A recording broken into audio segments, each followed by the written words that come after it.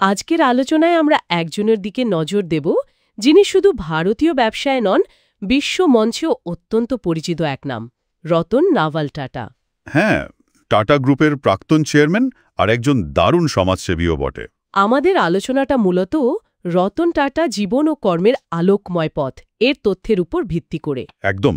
আমাদের লক্ষ্য হল রতন টাটার নেতৃত্ব, তার নেয়া কিছু বড় পদক্ষেপ, আর হ্যাঁ, ওনার দর্শন, এই সব কিছু একটু গভীরে গিয়ে বোঝা। মানে কিভাবে টাটা গ্রুপকে উনি অন্য মাত্রায় নিয়ে গেলেন। শুরুটা যদি দেখি, জন্ম তো ১৯৩৭ সালে মুম্বাইতে, বিখ্যাত টাটা পরিবারে। কিন্তু ছোটবেলায় একটা বড় ঘটনা ঘটে, বাবা মায়ের বিচ্ছেদ, আর উনি বড় হন ঠাকুরমা নওরোজবাই টাটার কাছে। হ্যাঁ, এই ঘটনাটা হয়তো ওনার পোস্টিরিয়র জীবনে, মানে ওনার বিনয়ী স্বভাব তৈরিতে সাহায্য করেছে। হতে পারে। আর পড়াশোনা, সেটাও তো বেশ অন্যরকম। ঠিক। মুম্বাইয়ের স্কুলের পর তো আমেরিকা, কর্নেল ইউনিভার্সিটি থেকে আর্কিটেকচার।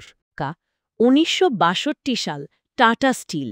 কিন্তু মজার ব্যাপার হলো, শুরুটা একেবারে সাধারণ কর্মী হিসেবে। হ্যাঁ, একদম নিচু স্তর থেকে, মানে ফ্লোর লেভেলে কাজ করেছেন। এটা কিন্তু ভাবার মতো। তারপর ধীরে ধীরে নিজের যোগ্যতায় ওপরে ওঠা এবং 1991-এ জে.আর.ডি. টাটার পর টাটা গ্রুপের চেয়ারম্যান। ঠিক। আর চেয়ারম্যান হিসেবে তার সময়টা টাটা গ্রুপের জন্য একটা বিরাট পরিবর্তনের সময় ছিল। যেমন দেখুন, টিসিএস বা টাটা মোটরসের বৃদ্ধি তো আছেই, কিন্তু সবচেয়ে বড় ব্যাপার ছিল গ্রুপটাকে আন্তর্জাতিক করা। আন্তর্জাতিকীকরণ মানে ওই জ্যাগুয়ার ল্যান্ড রোভার কেনা? হ্যাঁ, ওটা একটা দারুণ উদাহরণ। জেএলআর অধিগ্রহণ। ভাবুন, একটা ভারতীয় কোম্পানি দুটো আইকনিক ব্রিটিশ লাক্সারি ব্র্যান্ড কিনছে। সেটা তো বিশাল ঝুঁকি ছিল নিশ্চয়ই, বিশেষ করে সেই সময়। লোকসানে চলা ব্র্যান্ড। কিন্তু উনি পেরেছিলেন। হ্যাঁ, পেরেছিলেন। ওনার দীর্ঘমেয়াদী ভাবনা আর জেএলআরের প্রতি ডেডিকেশন শেষ পর্যন্ত সফল হয়। একই রকম সাহস দেখিয়েছিলেন কোরা স্টিল কিনে।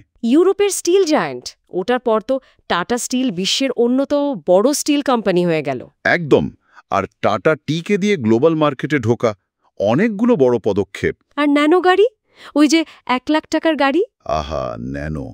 ওটা একদিকে যেমন একটা স্বপ্ন ছিল, মানে সাধারণ মানুষের কাছে গাড়ি পৌঁছে দেওয়ার, অন্যদিকে কিন্তু প্রচুর চ্যালেঞ্জও ছিল। কি রকম চ্যালেঞ্জ? ধরুন, প্রোডাকশন নিয়ে সমস্যা, জমি অধিগ্রহণ নিয়ে বিতর্ক, বাজারের প্রতিক্রিয়া, মানে সব মিলিয়ে সহজ ছিল না। এটা দেখায় যে বড় স্বপ্ন দেখলে পথটা সবসময় সহজ হয় না। ঠিক তাই, কিন্তু চেষ্টার কমতি ছিল না। ব্যবসার বাইরেও তো ওনার একটা বড় জগৎ আছে, সমাজসেবা। অবশ্যই। টাটা ট্রাস্টের চেয়ারম্যান হিসেবে শিক্ষা, স্বাস্থ্য, দারিদ্র্য দূরীকরণ এসবে প্রচুর কাজ করেছেন। কোভিড অতিমাহারির সময় ওনার বিরাট অনুদানের কথা মনে পড়ছে, প্রায় ৫০০ কোটি টাকা। হ্যাঁ, ওটা তো ছিলই। এছাড়াও শিক্ষাবৃত্তি, হাসপাতাল তৈরি, গবেষণায় সাহায্য, এটা আসলে টাটা পরিবারের একটা দীর্ঘদিনের ঐতিহ্য। ব্যবসার লাভের বাইরে সমাজের প্রতি দায়বদ্ধতা।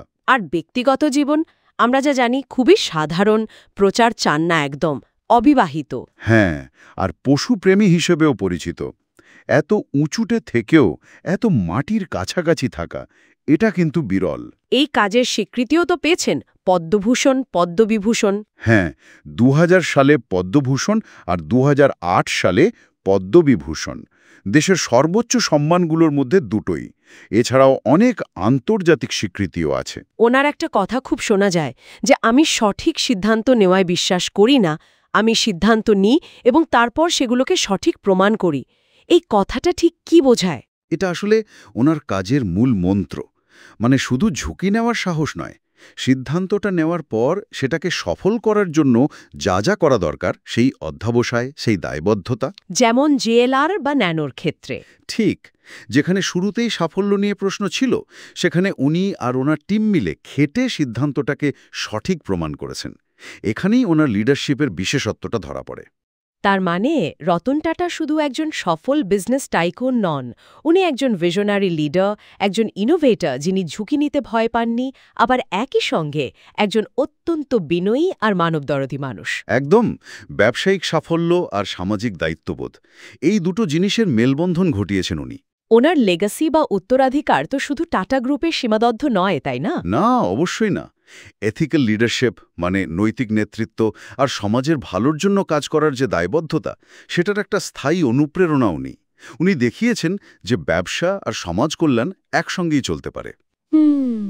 আলোচনার শেষে একটা প্রশ্ন মনে আসছে, রতন টাটার এই যে দর্শন সিদ্ধান্তকে সঠিক করে তোলা, এটা আজকের এই এত দ্রুত বদলাতে থাকা পৃথিবীতে নতুন কোনো উদ্যোগ নেওয়া বা নেতৃত্ব দেওয়ার ক্ষেত্রে কতটা জরুরি?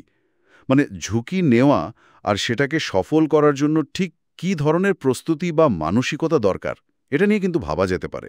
সত্যি ভাবার মতো একটা দিক।